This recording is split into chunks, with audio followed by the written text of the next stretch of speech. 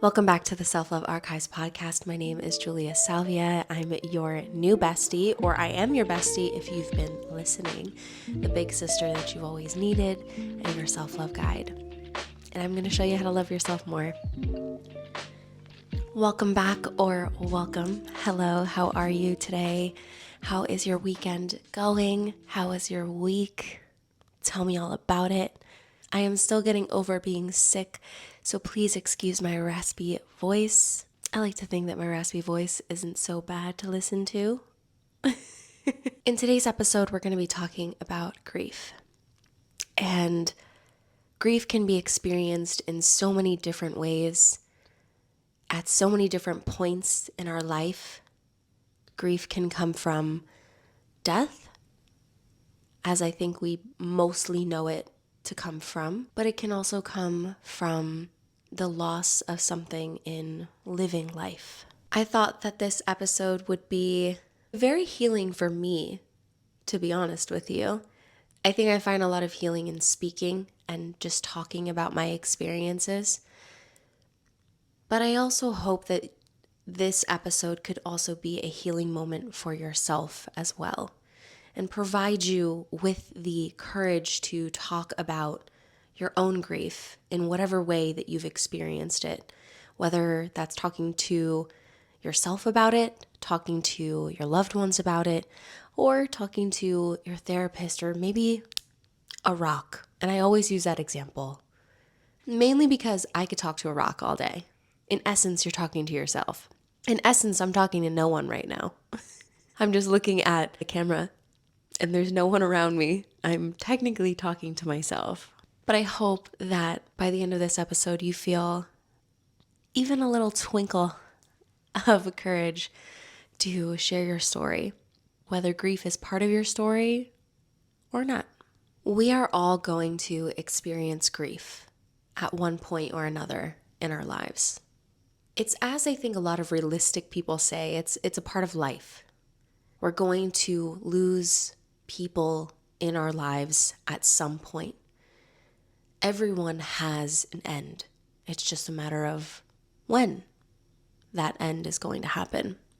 But we also experience grief in other ways, in other forms, like the loss of our childhood blanket, or the loss of a friend who may not align with our values anymore, or the loss of a relationship. Grief is the experience and the emotion that we go through when we lose something, especially something that we love. Grief is a testament to how much you loved that person or loved that thing. And it is okay to feel grief. Grief is part of your self-love journey. It's part of my self-love journey. And whether or not you've directly experienced grief, or maybe you've experienced grief in a different kind of way, like the loss of a childhood blanket. I always use this example because one day I woke up when I was younger and my childhood blanket was gone. And that was very traumatic. It really was. I did end up finding a new blanket, which I still have and is on my bed, but it is slowly disintegrating. That's a little secret for you. But we're all experiencing grief in some way or another. And we'll continue to feel this grief, different forms of grief, as we move through life, as we move through this living life. You are going to experience grief in a much different way than someone else is going to experience grief, even if you both have lost the same person or the same thing. The way that you choose to handle that grief is up to you. The amount that you allow grief to take over your life is up to you. The ways in which you move forward from this loss. The one thing that we are not ever going to be in control of in one way or another, and most especially, is the loss of someone that we love.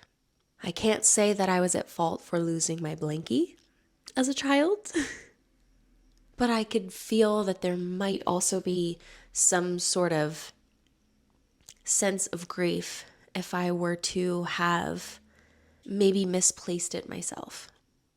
If I sit here and think about all of the times that I've experienced grief, the first few times that I directly go to are the loss of my dad, who passed away a couple of months ago, the loss of my dog Athena, and the loss of both of my grandparents when I was very young.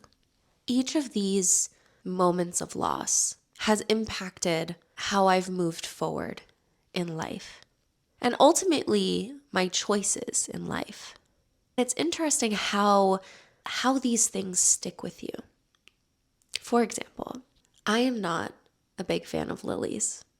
Matter of fact, I really dislike lilies. I think they're beautiful visually, but the smell of lilies for me brings me back to the moment when it was 2003 and I believe 2006, where my dad's parents both had passed away. And they both lived with us, so it felt much more impactful, especially as like a young girl. I think I was in 3rd grade in 2003 and 6th grade in 2006. So I was about 10, 11, 12. And I remember watching both of my grandparents decline. They both got different types of cancer and they both started to get really weak, even more weak than they already were. Both of them were in their 80s, and my grandparents were the only family that my dad really had. So it was exciting to have them live with us. But those moments of them falling sick and going through that grueling process of trying to fight cancer at already such an older age was tough on everyone. The smell of lilies brought me back to those very moments, to a really specific moment at their wakes where I was honestly just staring at them, lifeless in a casket. I don't remember what was said. I don't remember what was going on. All I remember is this visual of an empty room with myself standing in it, staring at them. But the smell of lilies, I don't feel as though I would ever want to bear to smell again.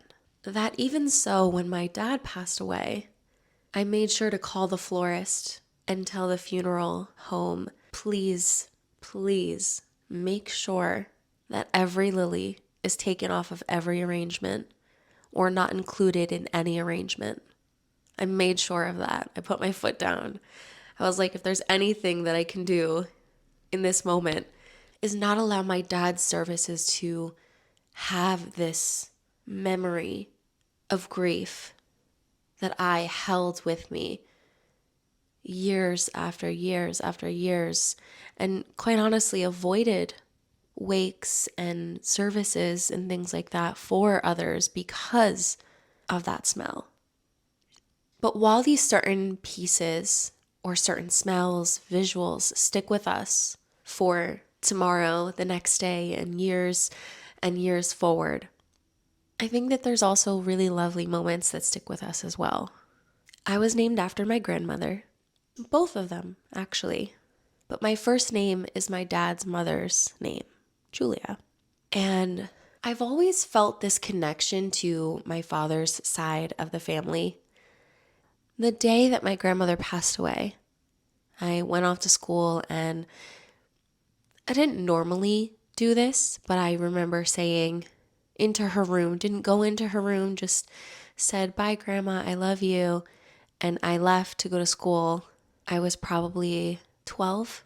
And when I came home, that's when my parents told us the news and had told me that it was a few hours before I had left for school. It was many years later that I experienced grief through death.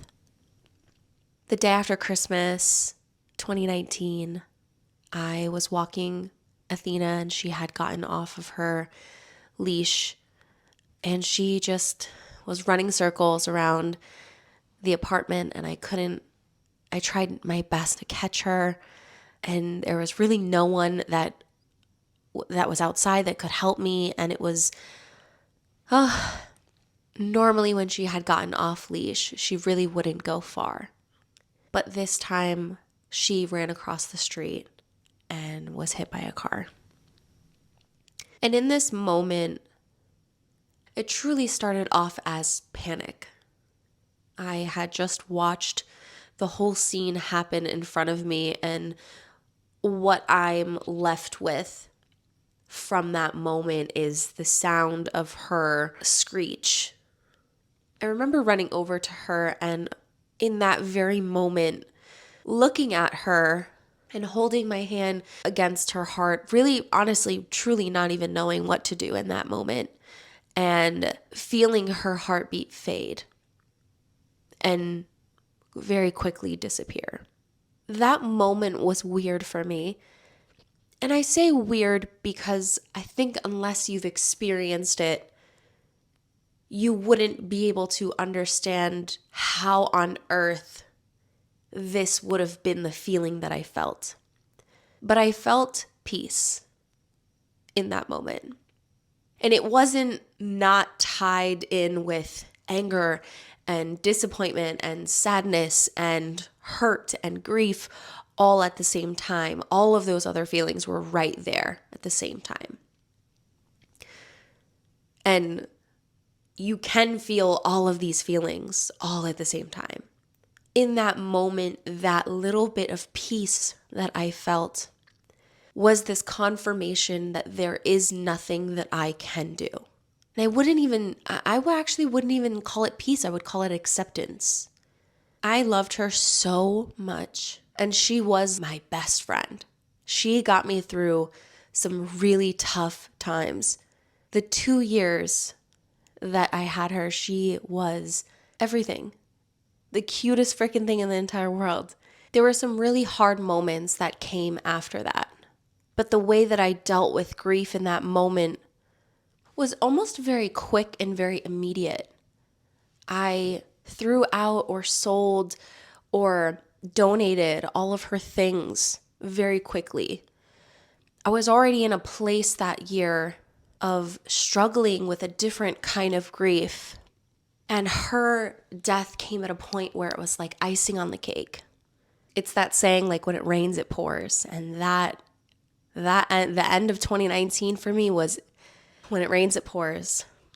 Grief does not always need to be experienced through death. Grief does not always mean the loss of someone through death. Grief can also mean the loss of someone who is still alive. And towards the end of 2019, I felt this huge sense of grief when I had made a decision for myself to leave a really toxic relationship. I felt this huge sense of grief because I had thought that this person had cared for me and loved me, but they couldn't because of their own, sadness and depression and disappointment in themselves. So I fell into this very deep depression after this very deep feeling of grief, of the loss of this person in my life that I thought I was going to have in my life for a long time. And I think that we do experience grief from the loss of people in our lives, especially people that we love. Whether it's a romantic relationship, a friendship, I can tell you a million times over that I have definitely experienced grief in the form of friendships. And that feeling of grief that we may get from a loved one who has passed away, we get in maybe the same way or maybe a little bit of a different way when it comes to thinking about or feeling this lost love, so to speak, for someone that had been in your life. I know I definitely feel it from friends that aren't in my life anymore, from the memories and the friendship that we had, even if the relationship that I had with someone wasn't good for me. There are small moments in some of those relationships that stay with you, like my old best friend. There are moments of joy and happiness and excitement and these experiences that we got to experience together that when thinking about them, they make me happy, but they also make me feel a tinge of grief because that person isn't in my life anymore. And I do think that this kind of grief, I almost want to say fades in some sort of way. A different kind of fade, if you will. Because grief from the loss of someone who is not here anymore can never come back. That is, if there is anything that we know as humans on this earth, is that when someone passes away, that is the only definite thing. Otherwise, you really don't know what's going to happen. So at the end of 2019, I was feeling these different forms of grief. I came to the realization towards the beginning of 2020 that the grief that I was feeling towards this person was on the basis of creating this persona of this person that never existed, this person that I only had hoped for, this glimmer of who this person could have been if they were to have made better choices, kinder choices, if they were to have had a good heart. But to me, this person wasn't a good person. And through that realization and that understanding that my life is so much better without them in it, the grief dissipated. But the grief from the loss of Athena still lingers even today. Similar to that of Lily's for my grandparents, Athena's dog hair shows up here and there still to this day, and I find it insane. And could it be that it's somebody else's dog hair or not even dog hair? I don't know. I don't care. It's the thought, it's the reminder, and seeing it reminds me that she's still here. And sometimes we're left with little glimmers like that, where we appreciate the time that we did have with that person or that pet or loved one. A few years ago, I had met this girl who had lost both of her parents at different times in her life, one when she was much younger and one later on in her life. And it was really tough to be around her, to be supportive. When I felt like every conversation we had, it was very sad, it was very depressing, it was very emotional. It was very consistent in making the same mistakes over and over and over again, even though she was fully aware of these mistakes. As someone who was trying to grow so much in that period of time as a person, I struggled a lot trying to be her friend, but on top of that, be supportive in whatever ways that I could. It ended up that I struggled to hang out with her and have conversations with her because they always felt like it led to this very depressive place. And I wanted to help, but the energy that it took away from me hurt. I left every conversation and every moment that we spent together very depleted and very sad. Sad because I'm an empathetic person taking on someone else's energy, even though I try so hard to not do so. Any of my sensitive, empathetic people will totally understand. But at the same time, I was so sad for her soul, so sad for her being, because I felt as if she was self-sabotaging herself because of the things that she had gone through, most especially with the passing of both of her parents. After I lost my dad, I realized that I neglected to understand the grief that she was experiencing. And it wasn't that I was purposely neglecting to understand her grief. It wasn't that I didn't want to. It was that I just had never experienced it. I had never experienced losing someone so close to me, someone who by passing would impact my life greatly. That was such a learning moment for me after my dad had passed. This new understanding of what grief is like for so many people. I think of a lot of experiences in life as circles. And at some point in that circle, there's a way out. I feel as though my healing with the grief that I've experienced from the loss of my dad has been kind of like this circle. There's a lot of different articles that talk about the different stages of grief. The first is shock and denial. The next is pain and guilt, anger and bargaining, depression. Then you have an upward turn, reconstruction and working through, acceptance and hope. The first four, shock and denial, pain and guilt, anger and bargaining, and depression, are all in this circle. And although I feel as if I'm in a place of acceptance, I still feel as though I'm in this circle of all of these negative reactions to grief. It's almost as if that circle is in this bigger circle of acceptance. But I also feel I've been robbed of grief. I've been robbed of the experience of experiencing the loss of someone that was so important to me, that I love so much. The weeks leading up to his passing were almost the beginning stages of grief.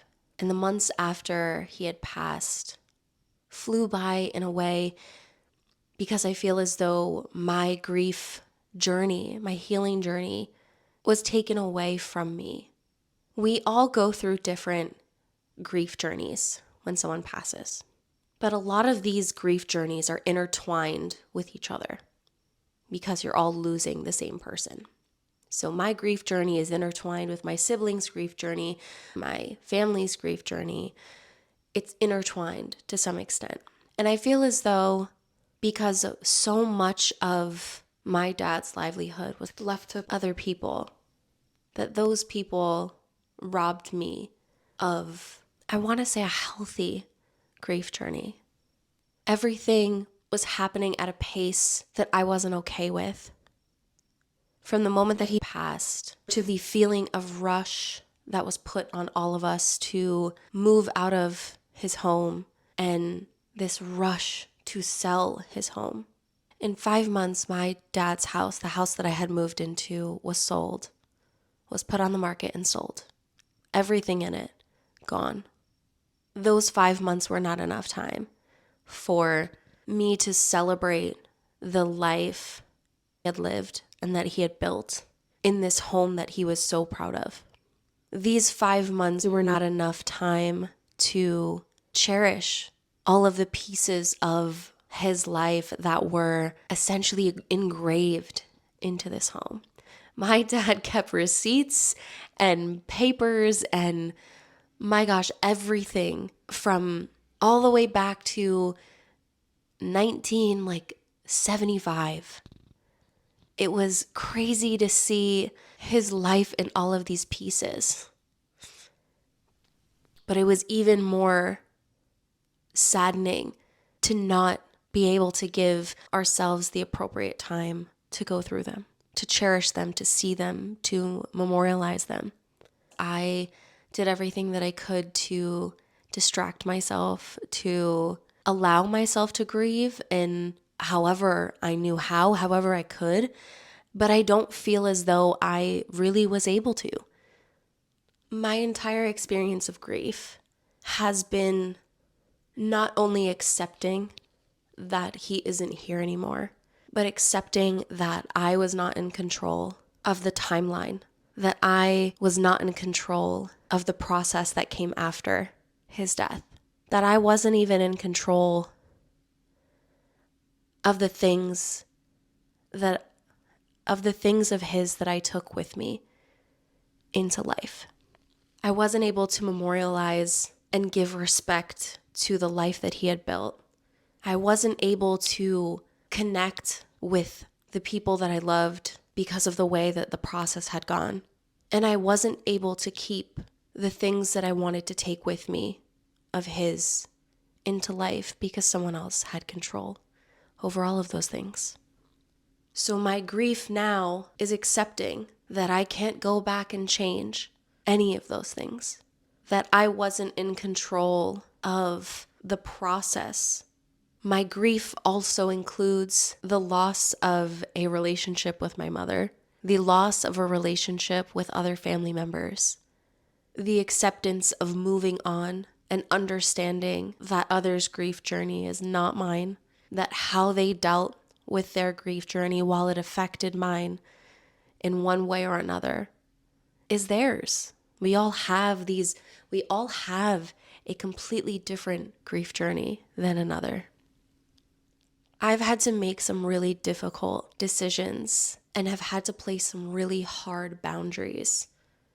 And if that doesn't scream Saturn return, because that's where I'm at right now, I'm in my Saturn return in the 7th house in Pisces, then I don't know what does. Right now in this very moment, I feel as though I'm getting out of that circle of grief, that never-ending circle of shock, depression, pain, and guilt, anger.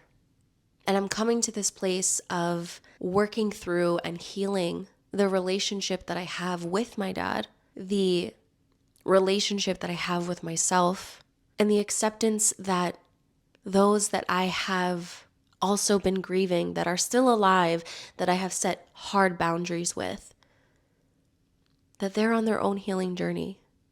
They're on their own grief journey. And all that I can do is protect myself and my well-being and my happiness and continue to grow, continue to learn, and continue to heal.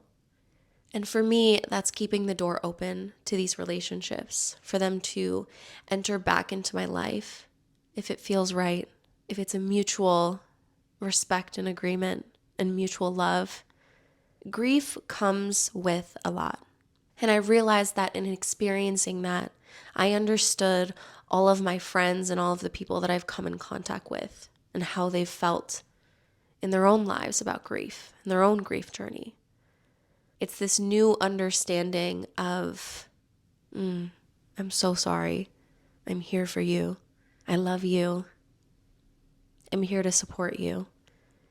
But this journey is yours.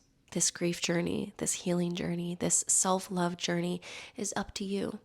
While there are many things that we can't control, there are so many things that we can. The biggest thing that I was left with, and I want to leave you with, grief is a representation of how much you loved this person or this thing. And how amazing is it that you had the opportunity to love someone so deeply, to cherish someone so deeply and so lovingly. How amazing is that? My dad passed away on October 22nd, 2022 at 2:22.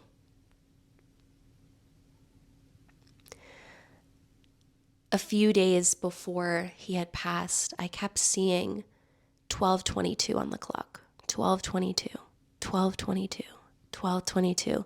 I kept seeing it everywhere. I made note that I kept seeing 12:22.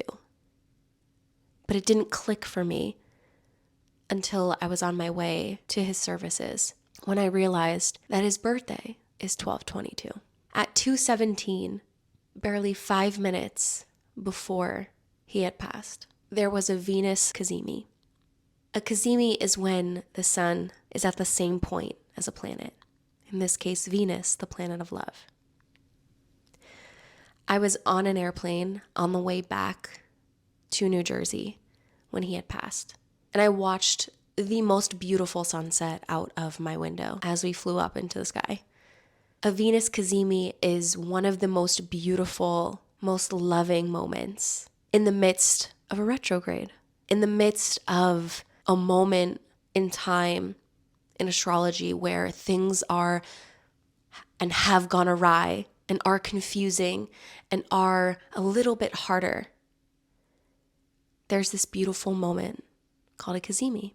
And I find it no surprise that in this very moment is when he left this earth.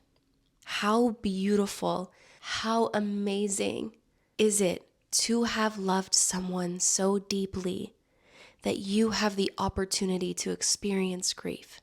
Change the way that you view and feel about grief.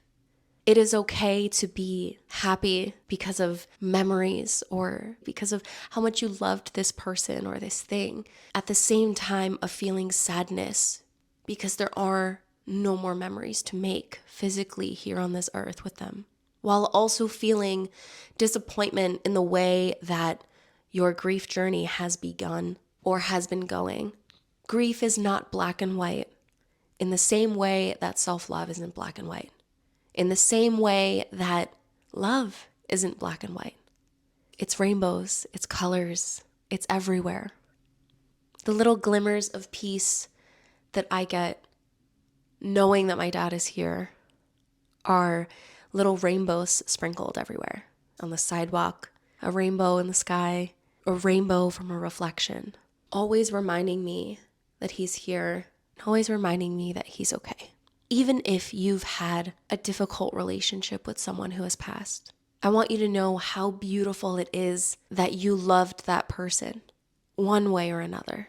I want you to look out for those little glimmers, for those little twinkles of peace, those reminders, whether they come to you in dreams, they come to you in colors, they come to you in moments, however they come to you, no matter your grief journey, no matter the story that has played out, no matter the process. How amazing and how beautiful is it that you had the chance to love someone so much.